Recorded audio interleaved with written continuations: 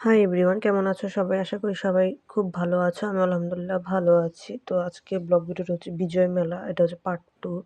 তো এর আগে পার্ট 1 দিয়েছিলাম। সেটা হচ্ছে মাঠে যে মেলাটা হচ্ছিল।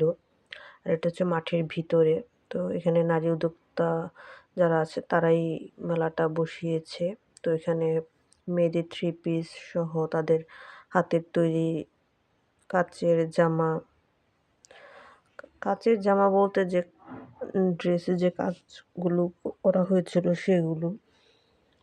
এছাড়াও হয়তোবা খেতা ছিল, বাচ্চাদের পোশাকও ছিল। সেগুলো আর খেয়াল করিনি, তবে ছিল। এরপরে যে তোমরা দেখতে পাচ্ছ গাছ বা মেয়েদের কসমেটিক্স, মধু, তারপর হাবিজাবি আরও অনেক কিছুই তারা বিক্রি করছিল, যেখানে লেখা অর্গানিক মেহেদি পাওয়া যায়। কতটুক ভালো এটা তারাই জানে, আমি কিনি নাই। এরপর এই যে দেখো বাচ্চাদের পোশাকও দেখলে হয়তো যে মাফলার, তারপরে যে এই চুড়িগুলোর প্রাইস, এই যে ছেলেটা সে বানায়, এগুলো বিক্রি করে। এগুলো 250 টাকা করে চাইছিল। আমার কাছে প্রাইস বেশি মনে হচ্ছিল, ওর জন্য আর কিনি নাই। এরপর কক্সবাজারের কিছু জিনিসপত্র হয়তো বা তারা গিয়েছিল আর কিনে এনেছে।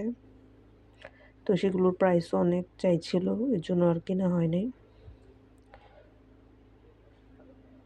মেয়েদের 3 পিস ছিল বেশি, 3 পিস আর শাড়ি মহিলাদের। পাশাপাশি পুরুষরাও ছিল এখানে, অথবা তাদের আপন কেউ হতে পারে।